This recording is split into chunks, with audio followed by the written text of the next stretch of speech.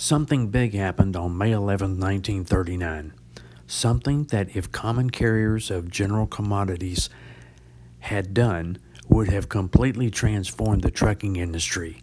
The Interstate Commerce Commission almost went absolutely crazy. What was it? Stick around and I'll tell you about it, right here on the Trucking History Channel. What happened on May 11, 1939? What would have happened to trucking companies if they were allowed to do the same thing I'll tell you about? Would there be so many fallen flags if what I'm about to tell you were allowed to happen? First of all, the Interstate Commerce Commission had jurisdiction over all forms of surface transportation, whether it be railroads, bus lines, or trucking companies. During late 1936 and into 1937, many of the first operating certificates granted by the ICC went to bus lines. Now don't leave just yet, as this is about to explode. I know this channel is about trucking. What I'm about to tell you will make you think about what could have been.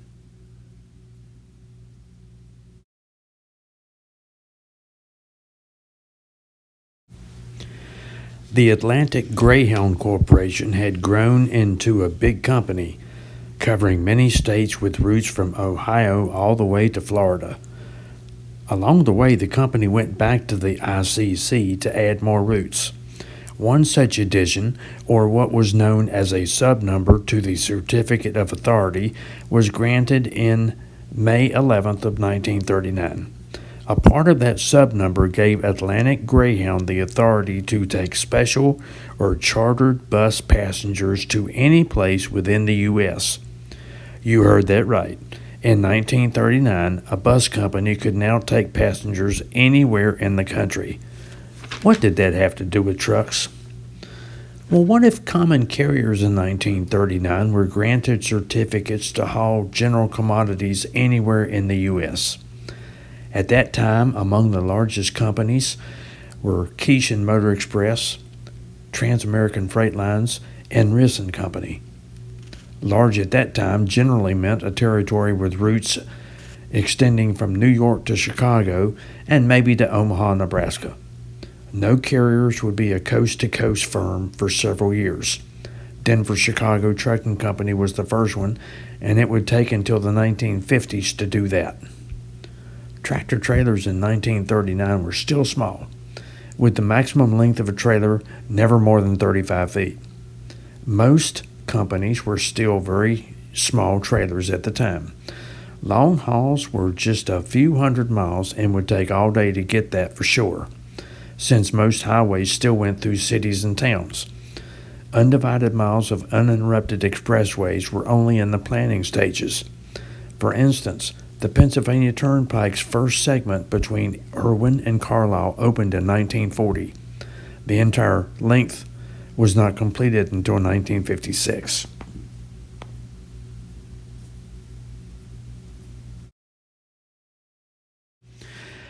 Would it be possible for a truck to haul freight from one coast to the other? Possible? Yes. In the January 4th, 1936 issue of Traffic World magazine, it was reported on one such activity. A caravan of 4 tractor-trailer units from Keishan Motor Freight Lines arrived in New York December 27, 1935, completing the run from Los Angeles in just 6 days, 23 hours, and 47 minutes. The trucks carried 72,000 pounds of freight combined. The eastbound run was made soon after a trip from Chicago to Los Angeles was completed in less than 5 days. That had been reported in Traffic World December 21st, 1935. The Los Angeles run was preliminary to the inauguration of regular transcontinental freight service by Keishan Lines in April of 1936.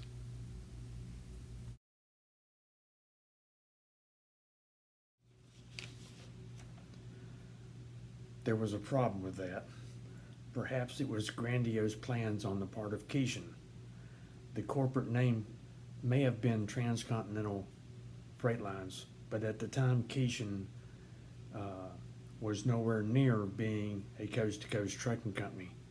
The various subsidiaries did the actual handling of freight, and they were known as Keishan Motor Express and several other names such as Scott Transportation and Dickens Motor Freight. When the Motor Carrier Act of 1935 was signed into law by President Roosevelt on August 9th, there were provisions that made it easier for existing trucking companies to retain the routes and operating areas they were already using. The provision was known as the Grandfather Clause. An existing carrier or individual as of June 1st, 1935, had 120 days from October 1st, 1935 to apply with the Interstate Commerce Commission for a certificate of authority. Those who were operating on June 1st would get the certificate as a matter of fact without having to prove public convenience and necessity for the proposed service. So the routes that Keishan was operating on June 1st, 1935 would be granted.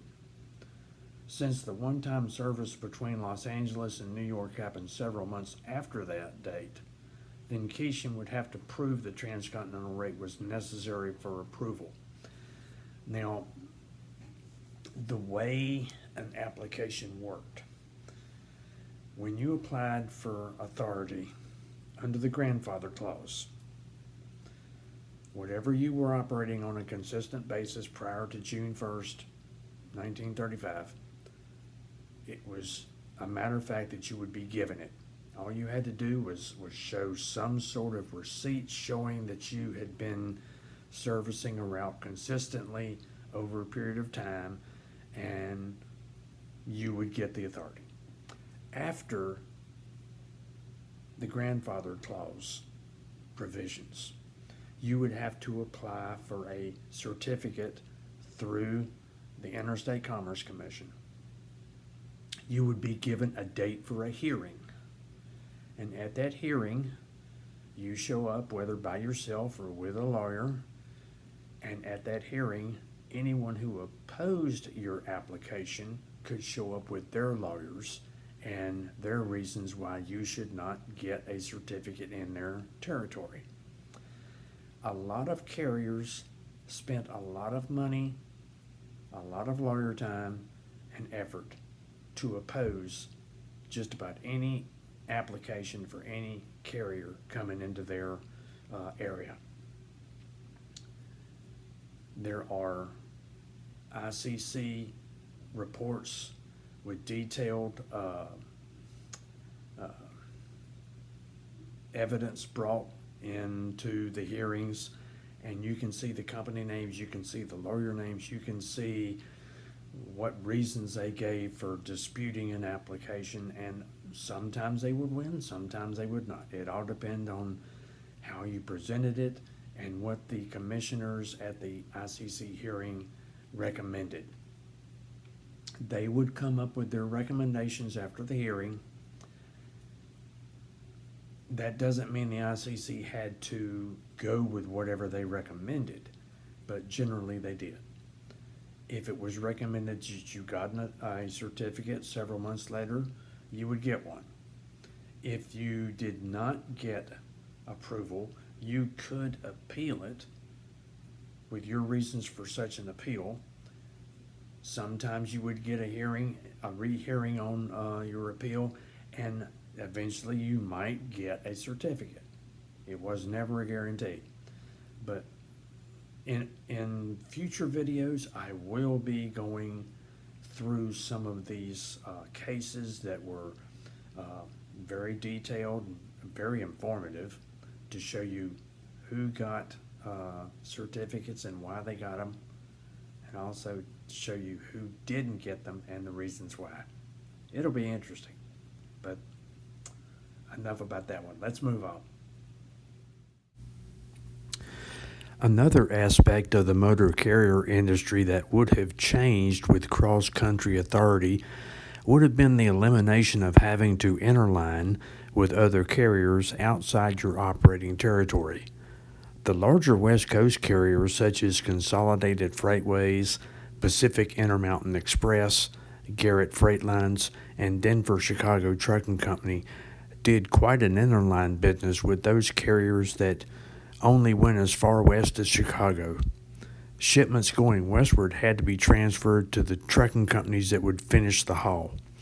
And let's not forget all of those small regional cartage companies that picked up shipments for delivery out of their assigned territory, but couldn't go to the West Coast. They really depended on interlining freight with other truck lines.